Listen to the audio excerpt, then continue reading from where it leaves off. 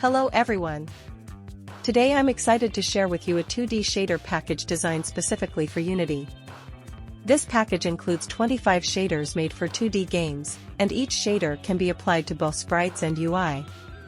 The effects include electric shock, fire, glitch, flash, distortion, chromatic aberration, outline, pixelate, teleport, blur, dissolve, twist, flow light, grayscale, fade, hologram, reverse, shadow, vibrate, old TV, dither, fisheye, linear fill, and circle fill.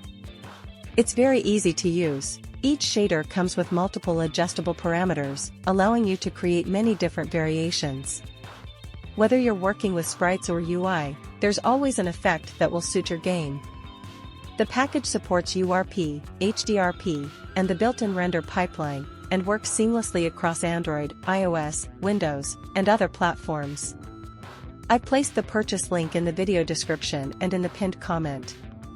I hope this package will be helpful for your projects.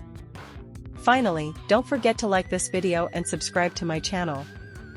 Thanks for watching, and see you in the next one.